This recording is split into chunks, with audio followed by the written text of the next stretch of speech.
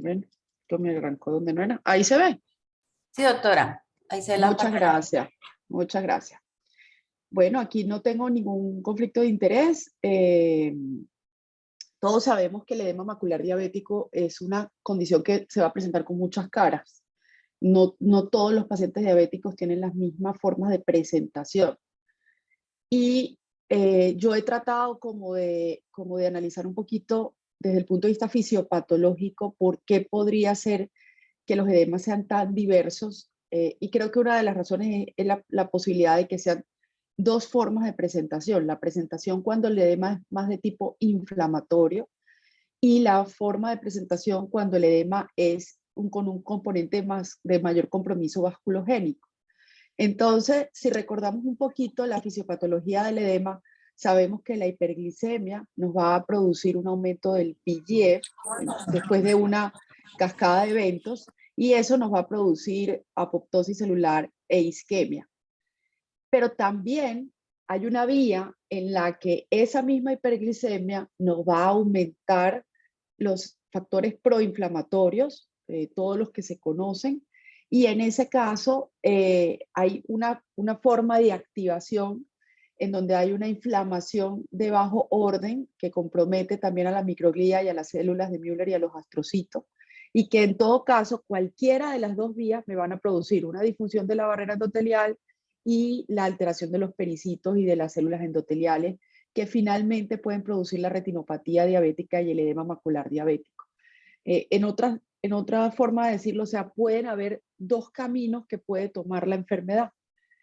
Entonces, la idea es saber si los hallazgos de OCT me ayudan a identificar cuál de los dos vías está más activado en un paciente diabético. Lo primero que nos ayuda a identificar son los patrones morfológicos, la forma en la que se presenta el edema macular en el OCT. Y los patrones morfológicos van a depender de dónde está localizado el fluido. El más frecuente de las formas de presentación es el patrón de tipo esponjoso, en el cual el fluido va a estar localizado en las capas más externas, se va a ver por debajo de la plexiforme externa, como si la retina estuviese hinchadita. Si uno le hace una angiografía fluoresceínica a esos pacientes van a tener un edema macular de tipo difuso. Y está descrito como está allí, entre comillas, como una ampliación de la zona de baja reflectividad en la retina externa, es decir, por debajo de la plexiforme externa. Generalmente, cuando se presenta este tipo de patrón es porque hay un deterioro generalizado de la barrera hematorretiniana interna y eso es lo que conduce a un aumento de la permeabilidad vascular.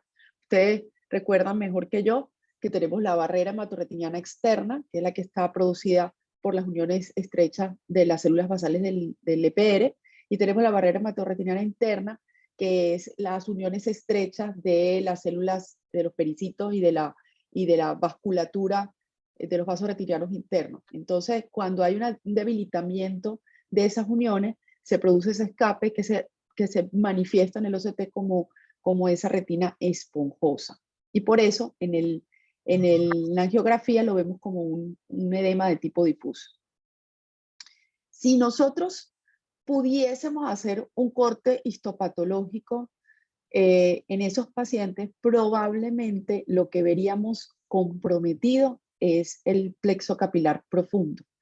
O sea, lo que tendría ese aumento en la permeabilidad del vaso, donde veríamos afectado ese aumento de la permeabilidad del vaso, sería mayoritariamente a nivel del plexo capilar profundo.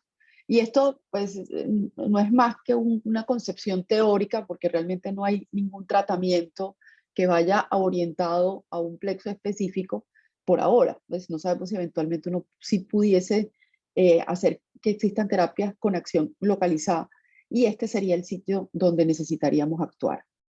El segundo patrón morfológico es cuando hay presencia de quistes o lesiones quísticas dentro de la retina, que pueden observarse en alrededor del 50% de los pacientes. Esto sugiere que el compromiso de la barrera es aún mayor, es decir, hay un escape de mayor severidad, hay un deterioro aún mayor. Incluso puede se habla de que puede ser de dos tipos, porque haya una progresión y el paciente presenta el engrosamiento esponjoso y luego el quístico, o porque haya un deterioro muy agudo en donde el paciente pasa de una vez a esa etapa quística. Cuando a estos pacientes se les ha hecho muestras de humor acuoso, se ha encontrado que tienen una mayor concentración de interleuquina 6 y del factor quimiotractídico de la proteína 1 en el humor acuoso. Posiblemente la presencia de estos quistes nace de que hay liquefacción y necrosis de las células de Müller. O sea que, fíjense que ya estamos migrando más hacia la retina interna. Y eso está generado por la producción de prostaglandinas y citoquinas inflamatorias. Si pudiésemos tratar de localizar dónde está aquí alterada la barrera, probablemente encontraríamos que está a nivel de los plexos intermedios. Los plexos intermedios están conformados por una parte inferior del plexo profundo y la parte superior, perdón, la parte inferior del plexo superficial y la parte superior del plexo profundo. Luego tenemos el patrón de desprendimiento seroso. Este es menos frecuente, se presentan alrededor del 15% de los pacientes con edema macular diabético. Se ve ese desprendimiento seroso subfoveal que puede ser pequeño o grande, pero aquí la alteración está localizada a nivel de la barrera hematorretiniana externa. Aparentemente hay un aumento de la permeabilidad de la coriocapilaris a través de un EPR disfuncional. Entonces, fíjense que si lo pensamos, el patrón nos está contando una historia diferente cada vez. O sea, ¿qué se nos está alterando? Y obviamente, en este momento no tenemos la posibilidad, como les decía, de hacer tratamientos localizados, pero sí entender mejor qué está ocurriendo en el paciente y pensar en las estrategias de tratamiento más orientadas a esa alteración. Cuando un paciente tiene desprendimiento seroso, también se han hecho estudios donde se ha hecho toma de muestras de humor acuoso y se ha encontrado una concentración más alta de interleuquina. Yo quiero que vean allí en un paciente control, fíjense, acuérdense que las rayitas que suben y bajan son los intervalos de confianza, o sea que mientras más estrechitos son los intervalos de confianza, menos variabilidad en la medición hay. El paciente control tiene valores muy pequeñitos de interleuquina y eso es lo normal. Un paciente que tiene un desprendimiento, perdón, una retinopatía diabética va a tener un mayor número o una mayor concentración de interleuquina 6. El edema macular va a tener también un poquito más aumentado, pero definitivamente cuando hay un desprendimiento seroso, el aumento es muchísimo mayor y eso es estadísticamente significativo, como lo ven por el asterisquito que tiene encima la gráfica. Como les decía, aquí el deterioro está en una coriocapilaris que está hiperfundiendo a través de un EPR disfuncional. Entonces, como para un recorderis, si yo tengo un patrón esponjoso, probablemente el deterioro está en el plexo profundo. Si tengo un patrón cistoideo, en el intermedio. Pero si los quistes están muy superficiales, entonces puedo tener un compromiso del plexo superficial y eso sugiere una mayor severidad en la alteración. Y si tengo un desprendimiento seroso, probablemente la alteración esté a nivel del EPR y la coriocapilaris. Otros biomarcadores importantes que nos van a ayudar como a entender qué está ocurriendo en el paciente es la presencia de los exudados duros. Los exudados duros son imágenes de alta reflectividad y se caracterizan porque vamos a ver una sombra posterior. O sea, se ve negrito debajo de ellos. Ellos interrumpen todo lo que está por debajo de ellos. Aparentemente los exudados duros corresponden a células espumosas que son macrófagos que han fagocitado lípidos. Y estos exudados duros tienden a precipitarse, si lo pueden ver allí, en la plexiforme externa y tienden a migrar y a coalescer a medida que aumenta la severidad de la lesión. Se ha visto que estos exudados duros son dinámicos y que se mueven incluso a una velocidad de 1.59 micras por día. Entonces, si uno pudiese ir tomándole foto al paciente, vería cómo ellos se van moviendo y van coalesciendo y van formando estos conglomerados que tienen, pues, producen grandes alteraciones de la visión que son tan difíciles de resolver. Otra lesión que podemos encontrar en el paciente con edema macular diabético son los puntos hiperreflectivos, que son partículas también hiperreflectivas bien circunscritas, de 20 a 40 micras, y que se diferencian de los exudados duros porque no producen sombra posterior. Estos puntos hiperreflectivos, si los viéramos al paciente clínicamente, no se verían, no se ven en infrarrojo, no se ven en la foto, no se ven en la biomicroscopía, solamente se ven en el OCT. Y estos puntos hiperreflectivos pueden estar presentes en cualquiera de las capas, a diferencia de los exudados duros. Entonces, hay algunas teorías que sugieren, miren que cuando la foto se hace en blanco, los puntos hiperreflectivos se ven mejor, y algunas teorías sugieren que se producen por activación y migración de la microglía como respuesta a una inflamación. O sea que nos estaría hablando en la presencia de ese punto de que la microglía se está activando. Acuérdense que hablamos de la microglía cuando hablábamos de la vía inflamatoria. Porque la microglía es la que vigila constantemente lo que está ocurriendo, y cuando hay inflamación, ella se activa, especialmente en lesiones agudas. Estos autores sugieren que pueden tener un papel clave en la historia natural del exudado duro, tanto en la formación como en la desagregación. Ellos hablan y lo cito como ellos actúan como ladrillos en un muro que se construye o se destruye según la fase del proceso. Y dependiendo de dónde estén localizados los puntos hiperreflectivos, pueden sugerir una mayor severidad. Si los puntos hiperreflectivos están en las capas más superficiales, se correlacionan con un menor compromiso visual a largo plazo. En cambio, si ellos están localizados en la retina externa y en las capas más profundas, hay una mayor probabilidad de una agudeza visual final peor. ¿Por qué?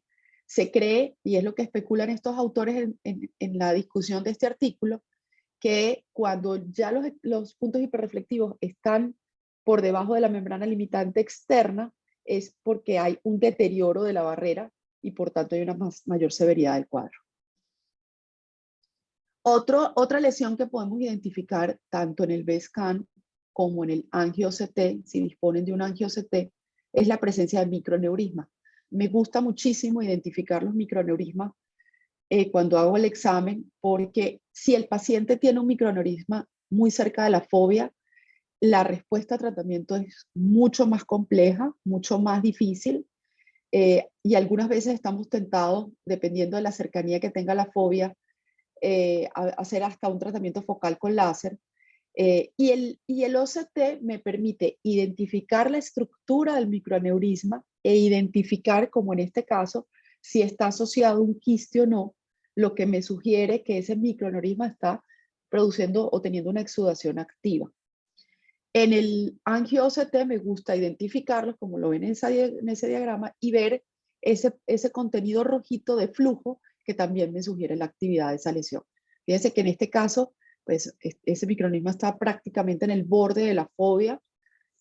Obviamente ese paciente no lo podríamos tratar con un láser focal porque si la cicatriz crece, podríamos poner en riesgo la visión del paciente, pero son pacientes que resultan muy complejos manejar farmacológicamente porque el microneurisma está allí generando esa exudación hasta que finalmente uno podría lograr estabilizar el caso.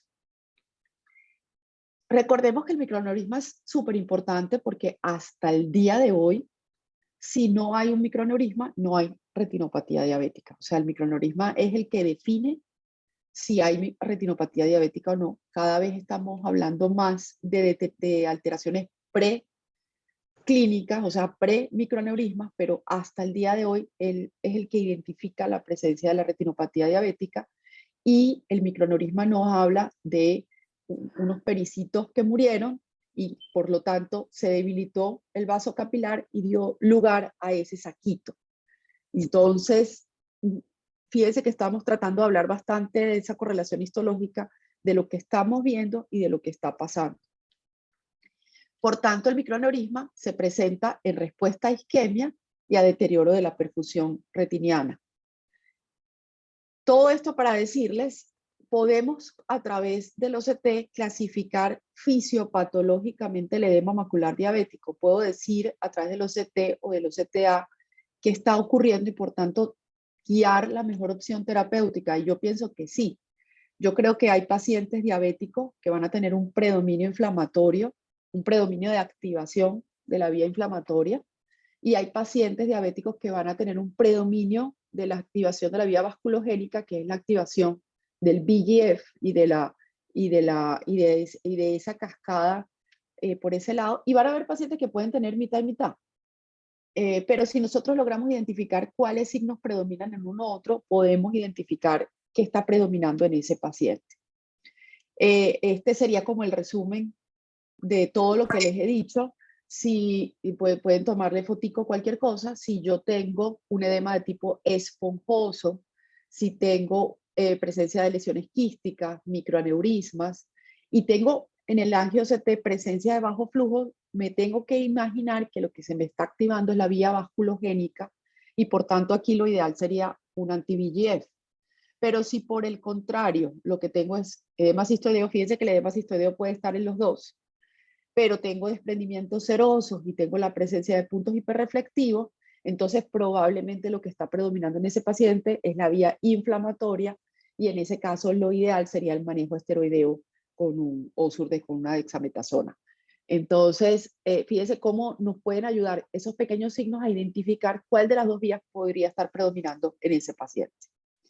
Ya saliéndome un poquito de los biomarcadores que me ayudan a seleccionar el tratamiento, voy a mencionar los biomarcadores que uso para tratar de predecir la función visual. Ayer los que tuvieron el placer de estar en Oftalmoimagen conversamos un poquito de este, que es el drill. Muchachos, acostúmbrense siempre que le hagan un OCT a un paciente con edema macular diabético a hacer el ejercicio de tratar de identificar el drill. O sea, yo trato de que no pase por mis manos un OCT de edema macular diabético y no decir drill negativo o drill positivo, porque eso nos ayuda a saber qué tan severas son las lesiones y qué tan poco probable es que el paciente logre una recuperación completa de la visión. Entonces el drill es cuando yo puedo identificar dónde empieza una capa y dónde termina una capa en la retina interna, no estoy hablando de la retina externa, en las 500 micras centrales del OCT. Entonces tomo las 500 micras centrales, yo puedo decir dónde empieza una capa y dónde termina una capa con facilidad, entonces no hay drill. Pero si como en el caso de este lado no puedo identificar dónde empieza una capa y dónde termina la otra porque está todo como mezclado, entonces digo drill positivo. Hay veces en donde no se puede identificar el drill porque las lesiones quísticas no me lo permiten, pero tratemos de hacer el ejercicio, o por lo menos de decir no se pudo descartar la presencia de drill. ¿Qué es el drill? El drill, que son las siglas de desorganización de las capas de la retina interna, se piensa que se produce por ruptura de los axones bipolares cuando se supera el límite de elasticidad por el edema. O sea, ya se ha elongado tanto que se rompieron los axones y eso produce una pérdida, nos está diciendo que hay una pérdida de células bipolares, amacrinas o horizontales dentro de las capas internas de la retina y por tanto no va a haber quien transmita eficientemente la visión. Cuando hay presencia de drill, independientemente de que se logre recuperar el grosor macular, puede que yo tenga una mejoría del grosor macular, pero si hay presencia de drill, la posibilidad de tener una pobre agudeza visual es alta. Hay una asociación significativa entre una pobre agudeza visual y la presencia de drill a pesar de la recuperación del grosor macular. La otra estructura que evaluamos, por supuesto, son las bandas externas, las 4 bandas externas, que son la membrana limitante externa, la elipsoide y la interdigitación del EPR y el EPR. Pero obviamente la más importante es la elipsoide. Cuando tenemos disrupción de la elipsoide, también eso se ha asociado estadísticamente a una peor agudeza visual a pesar de la recuperación del grosor. Fíjense cómo en este paciente yo veo que la elipsoide se ve como interrumpida y la membrana limitante externa también, y también la interdigitación del EPR se pierde. Entonces, a pesar de que se logre recuperar el grosor macular, como en este caso, el paciente no va a tener una buena función visual. Y este estudio de Flores y colaboradores lo que trata es de evaluar cómo se puede asociar la reflectividad de la elipsoide con la densidad de los conos. Entonces, ellos hacen como unas mediciones en ondas de la reflectividad. Yo no sé por qué no me está funcionando el señalador, pero ustedes pueden ver cómo aumenta el pico en el paciente de arriba y se hace un pico de alta reflectividad por la elipsoide, y cómo abajo el pico es bajito porque la elipsoide tiene una reflectividad muy baja. Entonces ellos encontraron que hay una asociación directa entre la reflectividad de la elipsoide y la densidad de conos, como lo pueden ver en la gráfica. A mayor reflectividad, mayor densidad de conos. Por eso es que la reflectividad de la elipsoide podría hablarnos de la salud del fotorreceptor. Y ellos ponen ejemplos como este, en el cual vemos un paciente con una baja reflectividad y con una baja densidad de conos. Fíjense que está todo azulito, lo que habla de que hay menos de 10 conos por cada milímetro cuadrado. Y en cambio, en donde está la reflectividad alta, fíjense cómo está la densidad conservada, en donde vemos que la escala de colores está cercano al amarillo y al naranja. En conclusión, analizar meticulosamente el OCT de un paciente con edema macular diabético puede ser sumamente enriquecedor. No simplemente decir, hay edema macular diabético, el grosor macular está aumentado, sino hacer el esfuerzo de escribir todo y buscar todos estos signos, porque eso nos puede ayudar a correlacionarlo con lo que está ocurriendo histológica y fisiopatológicamente, y de esa manera individualizar el tratamiento, pero como también vieron, ver las secuelas a largo plazo y definir al paciente cuál podría ser el pronóstico funcional. Dejo de compartir pantalla y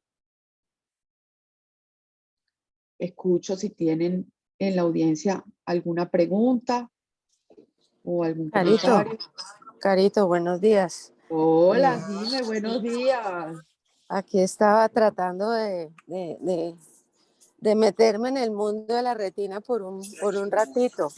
Te quería preguntar, bueno, y pues como siempre brillante y muy clara en todos tus conceptos, te quería preguntar, respecto, por ejemplo, a cirugía de catarata, todos esos biomarcadores, cuando nosotros usamos pacientes con lentes premium y quisiéramos, ¿tú cómo harías como un reporte del OCT cuando nosotros queremos definir si ponemos o no un premium, sobre todo pensando en el futuro visual del paciente? O sea, no en el hoy, sino en el mañana y hacia dónde va ese paciente. Bueno, yo creo que si hablamos de lentes premium como lentes multifocales, y Hugo que me corrija, cualquier deterioro macular en un paciente candidato para cirugía de lente multifocal hasta el momento va a producir una aberración de la visión. O sea, no he visto un paciente con cualquier alteración macular mínima, que se le coloque un lente multifocal y se sienta absolutamente contento, a menos de que sea un paciente demasiado conversado, demasiado claro y demasiado entendido con lo que tiene y hasta dónde puede llegar. En mi caso particular, lo que yo he visto es, y perdóname, dime porque me meto en tu área, con lo que el lente con el que yo me siento muy cómoda para pacientes con alguna alteración es con el Vivity, y no tengo ningún interés comercial, pero son pacientes en los que si tengo alguna alteración macular, puedo sentirme cómoda de que no va a producir aberración. Pero cualquier alteración de la interfase, del grosor macular aumentado o disminuido, de la organización de la arquitectura, de cambios en el epitelio, en ese orden, cualquier alteración en ese orden, si el paciente tiene alguna de esas alteraciones, en mi experiencia, va a ser un paciente que va a terminar quejándose del implante de lente. Y voy a tratar de buscar, mientras, no sé si alguien tiene otra pregunta. Alberto tiene la mano levantada, sí. Mientras buscas para que Alberto pregunte, porque el tema está muy interesante. Profe, adelante. Está silenciado, profe. Pienso que en un diabético con algún grado, con cualquier grado de retinopatía, lo debe pensar uno muy bien antes de poner un multifocal. Hacer un AD muy cuidadoso, no solo del estado actual, sino de cuál puede ser el futuro de ese paciente. Un paciente que no es muy bueno en el control de su diabetes y que puede, de acuerdo a todo su entorno social, uno pensar que va a terminar con edema macular, pues no es un buen candidato para multifocal. La pregunta para Carolina, como siempre muy iluminadoras tus charlas, es eso que dices, que tiene mucho sentido, ha sido probado clínicamente. O sea, el paciente que es más hacia el lado inflamatorio y se trata con esteroides, le va mejor que es el hacia el lado más vascular y se trata con antiangiogénicos. Eso ya se ha hecho algún estudio con esa división y los tratamientos específicos demostrando que es válido. Doctor, no.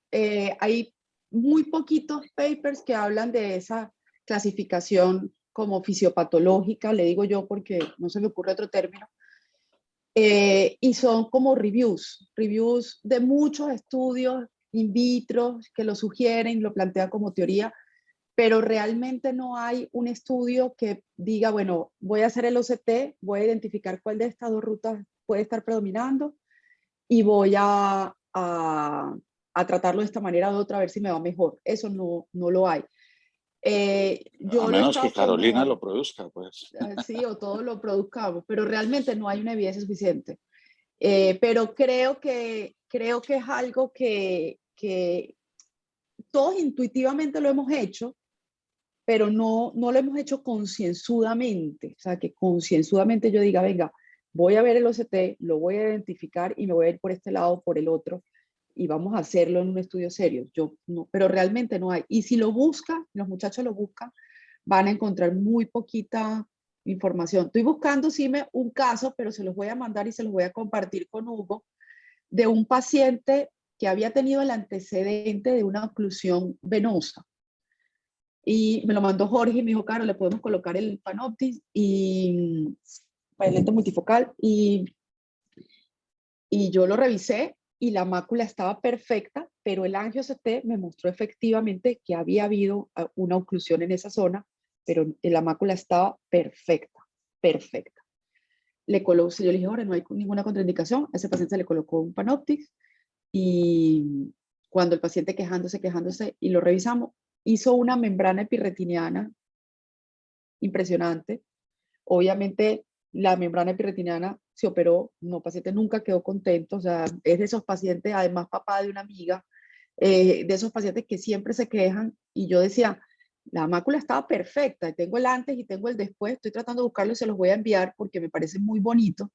La mácula estaba perfecta, hicimos lo que teníamos que hacer, pero yo lo vi en el angio-CT.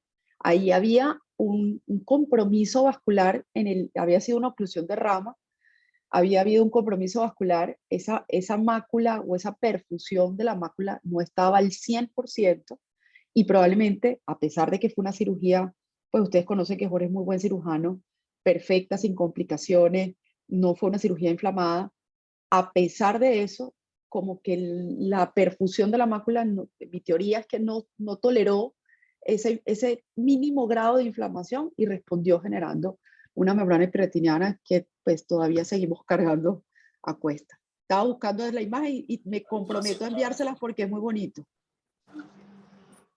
Ok, Carito, muchas gracias. Sí, yo estoy de acuerdo con que cada día estoy más, digamos, exigente con los multifocales y cualquier hallazgo y siempre estoy pensando, como habló Alberto ahorita, en el futuro visual de ese paciente, qué va a pasar con la enfermedad mañana. Por eso me parece tan interesante biomarcadores que me lleven como a predecir hacia dónde va la enfermedad, si va a empeorar, si no va a empeorar y eso. Entonces, no, pues muchas gracias Sí, de yo nuevo por estar tenemos aquí tú.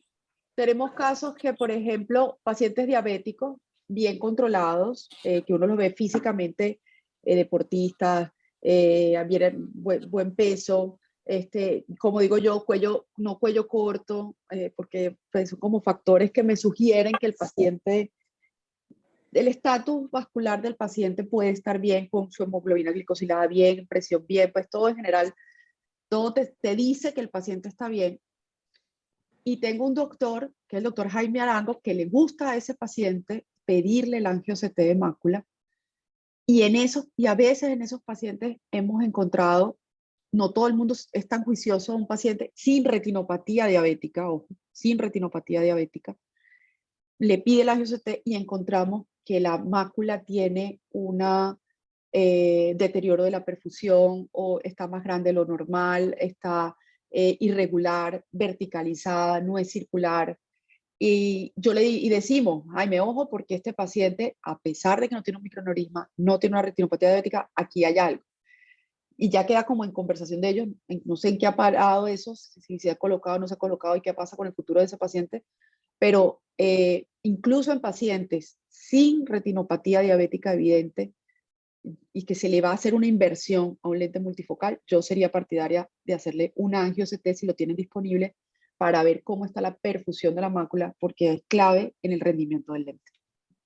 Yo quería complementar, Carito, espérate, Margarita, que quiere empezar a hablar. Quería complementar lo que estás diciendo porque es un tema muy interesante y es otro capítulo diferente pues, de discusión, que es catarata en diabéticos. De acuerdo totalmente con ustedes dos, con Alberto y con Caro, que lo más atrevido que pone uno es un lente DOF en un paciente diabético, pero es que además el biomarcador te da un momento del paciente en este instante. Puede que el biomarcador muestre que el paciente está perfecto, pero uno no sabe qué va a pasar a futuro con ese paciente. Eso quiere decir que no garantiza que si en este momento el paciente está metabólicamente compensado con una retina normal, inclusive con un CTA normal, y le pongo multifocal, no sabemos qué pasa a futuro. Puede ser membranas epiretinales, edemas maculares. Ese biomarcador que hoy me muestra normalidad, en 6 meses o en cualquier momento puede alterarse y el lente multifocal o lente premium pues va a terminar siendo un tormento para el paciente y para el cirujano. Y eso es un capítulo totalmente diferente. Catarata en diabéticos es otro paciente, es otro mundo diferente y manejarlo de forma muy conservadora.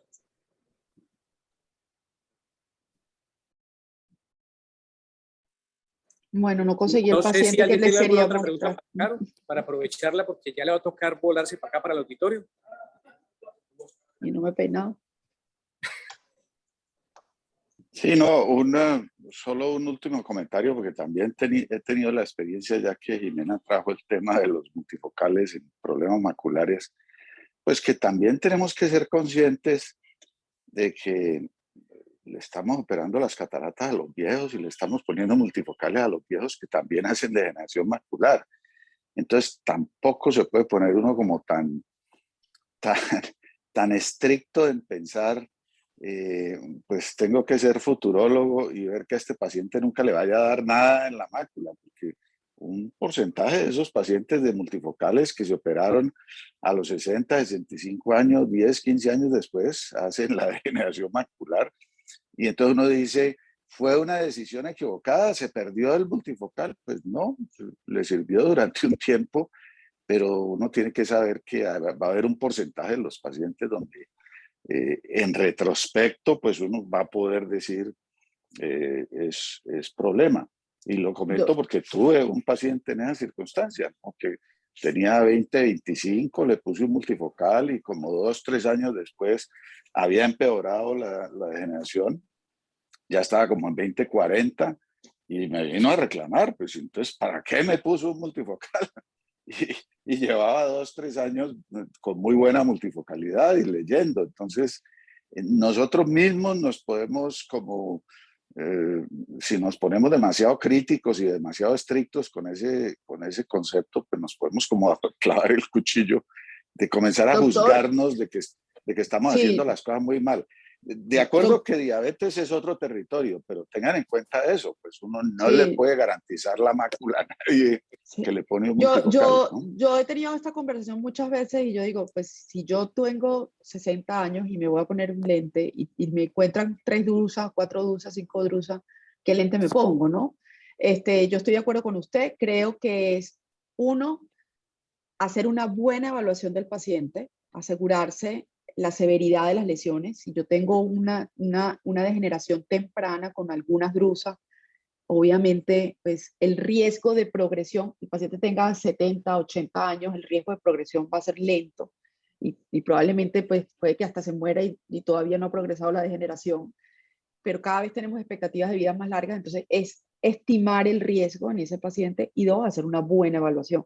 Como yo les decía ahorita, este doctor que les pide a todo paciente, porque si usted va a invertir en el lente, hagamos la angio-CT y evaluemos la perfusión.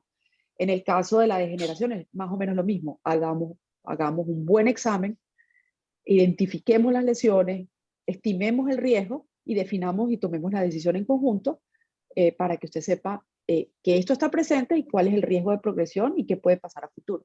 Pero estoy totalmente de acuerdo con usted. No podemos ser aclaremos una cosa. Al paciente al que le pone un multifocal y tiene o desarrolla una lesión macular y no aprovecha la multifocalidad, ¿se le hace un daño por haberle puesto un multifocal o simplemente se botó la plata y no aprovecha la multifocalidad como una quisiera?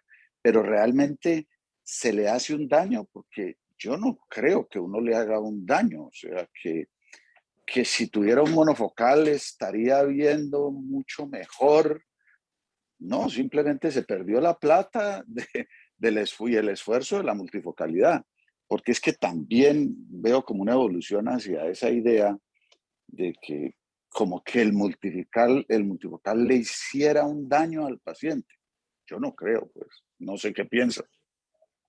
No, creo que no, creo que se hace con una buena intención y después las cosas pasan, pero sí asegurarse de que uno hizo la evaluación adecuada. Y hablar con el paciente todo el tiempo y explicarle eso, Sí. que eso puede pasar en cualquier paciente diabético o no diabético. Yo creo que el punto no es que uno le haga daño al paciente, sino simplemente que la expectativa del paciente tiene que ser muy aterrizada, sobre todo en pacientes que uno sabe que van a tener probabilidad de problemas como un diabético, como un paciente con herencia de degeneración macular, pero eso no contraindica, simplemente que cada paciente es un universo diferente y más si tiene la probabilidad de hacer patología retinal en algún momento en la vida. Pero claro, por supuesto no se trata de prohibirlo, ni mucho menos, sino tener claridad de a quién se le pone, qué se le pone y qué se espera con eso. Carito, volviendo al tema, y antes que acabemos, y ya aquí ya te vas a venir para acá, ¿cuál es tu manejo en un paciente diabético de nuevo desde el punto de vista de imagenología? Un paciente diabético con una visión de 20/40, con una retina normal, ¿qué le harías de estudio? ¿La observas o le pides algún estudio puntual y por qué? Pues tengo una charlita que después si quieres complementamos con esta, que es ¿qué miro en el OCT y en el angio-CT de un paciente diabético y cómo lo voy analizando, ¿no? Pero inicialmente, y lo conversábamos ayer, pido, si el paciente no tiene signos de retinopatía diabética, me gusta, y le voy a hacer seguimiento, sé que es un paciente que voy a seguir en el tiempo, me gusta tener el angio-CT de la mácula, porque esos cambios en la mácula, en la morfología de la mácula, me hablan de progresión en la diabetes a pesar de que el paciente no tenga un microaneurisma. Si tengo un paciente con retinopatía diabética, me gusta tener una angiografía de campo amplio. Me gusta tener una angiografía en el seguimiento de ese paciente porque me habla de la perfusión general, del estado de perfusión general de la retina. Si tengo un paciente con edema macular diabético, me gusta tener, por supuesto, el OCT y algunos angio-OCT, ¿no? En el edema macular diabético, inicialmente lo pido y siempre digo que tengo esta discusión con Claudia. Claudia dice, si la retina está engrosada, ¿para qué le pide el angio-CT que no va a ser confiable? A mí me gusta tener el angio-CT, identificar los microaneurismas, ver más o menos si hay zonas de bajo flujo, ver cómo está la perfusión. Hoy en el caso de Miénteme vamos a presentar algún angio-CT con ese tipo de alteraciones y me parece que el angio-CT es claro y validero para eso. Y luego adelante el seguimiento. Pero si veo que no hay alteraciones de la perfusión macular, probablemente porque el paciente se me fue más por el lado inflamatorio, no le sigo pidiendo angiocetés porque no me suma ni me resta nada y me quedo solamente en el seguimiento con el Vesta.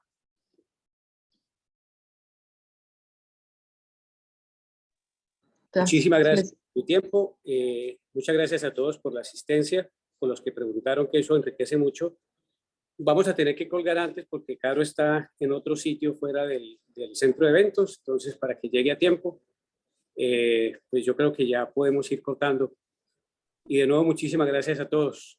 Nos vemos el otro viernes. Quedo con la tarea. Les voy a mandar 2 casitos que voy a buscar por allí que tengo, que es el paciente ese que les conté de la membrana peritoniana, porque de verdad me impresionó. Y les voy a mandar un paciente que me impresionó, porque era un paciente bien. Yo dije, este paciente está perfecto, no tenía supuestamente retinopatía diabética, y ahí le encontramos el microneurisma gracias al angiocetés, para que lo tengan allí presente de cómo estos exámenes definitivamente aumentan nuestras capacidades diagnósticas.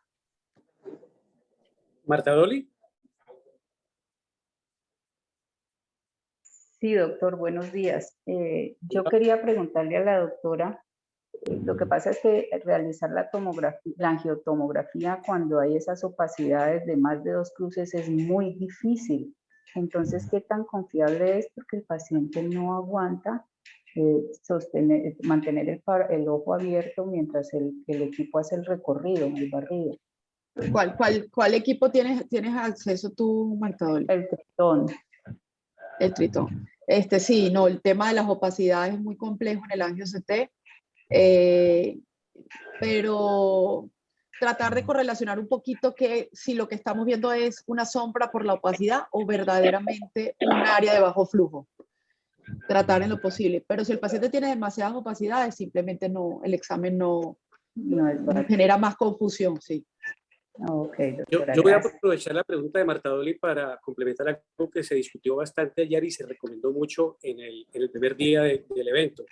Y es que el angio-OCT es un examen totalmente dinámico y hay que segmentarlo manualmente, porque el que está buscando algo sabe dónde está posiblemente el daño. Entonces, lo ideal sería que el retinólogo o el oftalmólogo que pida el examen baje al equipo y segmente donde él quiere buscar. Eso es un examen totalmente dinámico y quisiera la opinión de Caro al respecto.